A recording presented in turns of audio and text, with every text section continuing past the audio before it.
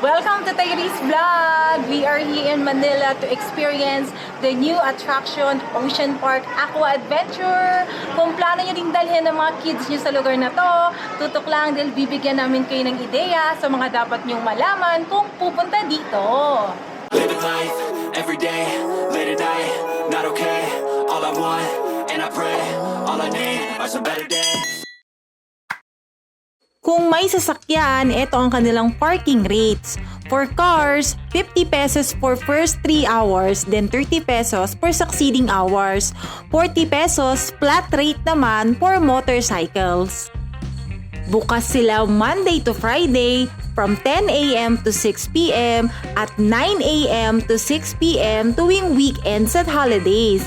Pwedeng mag-book online via manilaoceanpark.com, select Ocean Park Aqua Adventure, then select Buy Ticket. May ongoing opening discount sila until June 30, 2024, so 330 lang instead of 380. Pwede rin kayong mag-walk-in. Dito sa area na to makakabili ng tickets. After the payment, makaka-receive kayo ng QR code na siyang i-scan para makapasok. Lalagyan din kayo ng wristband as a proof of admissions. Kids 2 feet below are free. Above 2 feet, need to purchase ng tickets. Pwede na tayo magana. Pwede naman mag-lagos pasok na yun. Tapos may lakad. Lakad po dito po. Kapil na lang. Tapos ang kainan yung kainan lang. Pero bawal po tayo ano lang po. Bawal na. Doon lang kakain. Hindi pwedeng dalhin dito, doon lang talaga. Pwede rin kayong mag-rent ng towel at lockers for 30 pesos each. Meron ding nabibiling swimming attire. Gano'n kalaki yung locker niyo? Ganyan po siya kalaki. Ganito kalaki? Ilan po? Talang. Salam. Lalaki po ba? Ayun. Kaiba po yung shower area ng babae sa lalaki. Kasama na rin po dito lang. Wala lang po sa certification po. Never na mawala yung risk kung magbabayad tayo ng penalty na 1,000 pesos. Okay. Ito ma'am, susuotin po natin siya. Pwede naman siya magbasa po. Ito po yung locker nila. No foods allowed sa loob. Ito yung pinakamalapit na kainan, tong Aqua Bistro. Open area siya, no air condition, so pwedeng kumain kahit basa pa kayo. Kaso lang, limited lang yung menu nila. So either kakain muna kayo sa iba bago pumasok or magpapatuyo muna para kumain sa ibang food stall sa loob ng Manila Ocean Park. Kala? 610. Ako naman, masarap naman siya. Pero kung feel nyo magbaon ng pagkain, mukhang pwede naman. Iiwan nyo nga lang siya sa sasakyan. Tapos lalabas na lang kayo kung gusto nyo nang kumain. Ano naman kayong lumabas basta meron na kayong ganito.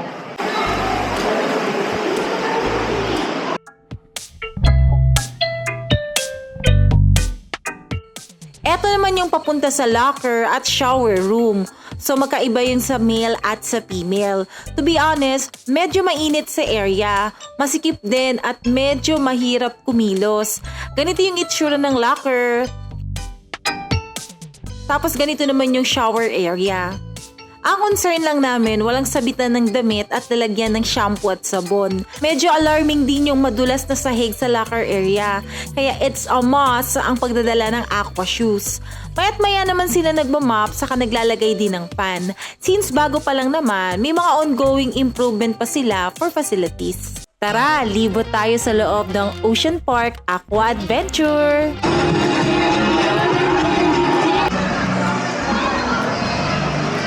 Balancing! Balancing! Yeah! Oh, balancing! Balancing! Balancing!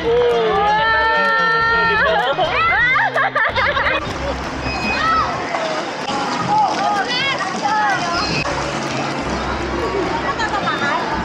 ayan. Ayan na, ayan na. Ayun pala nga ulo. Ayan.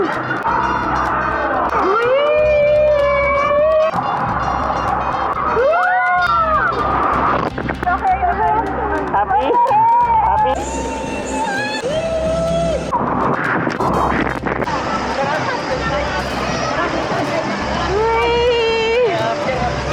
Dito ka! Mapaula!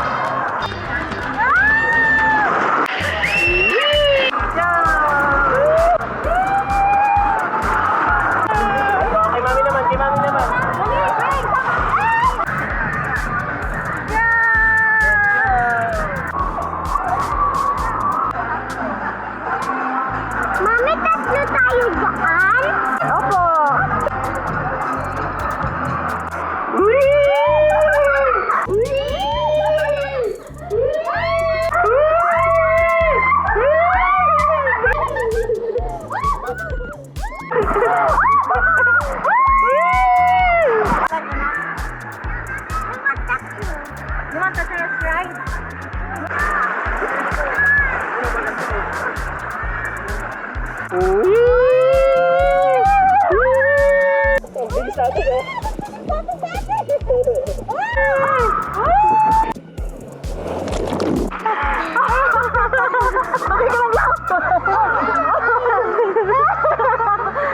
happy ka?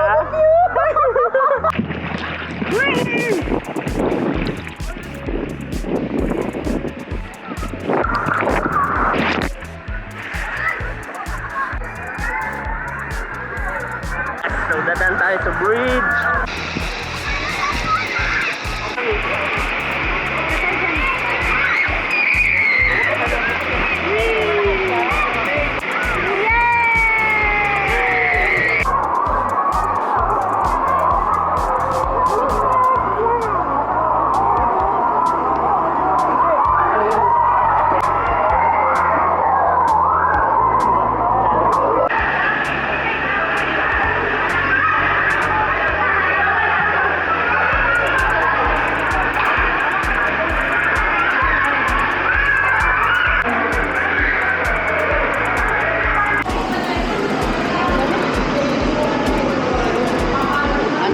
Nakabidyo ko, oh. Ano ba yun? Bye-bye.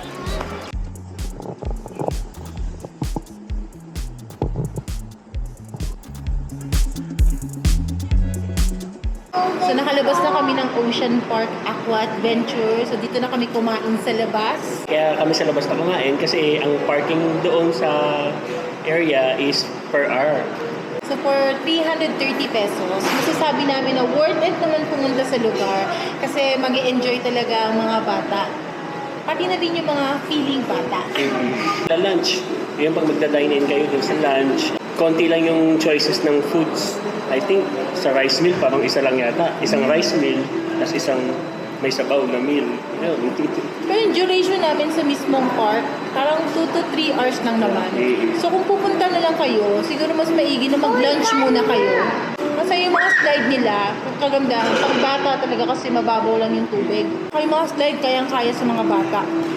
Depende siguro. Yung mga ganito, mga 3 years old above, na-enjoy na nila. So for us, mas visit naman yung lugar, lalo na ngayong bakasyon ng mga bata at umiinit pa rin naman ang weather natin.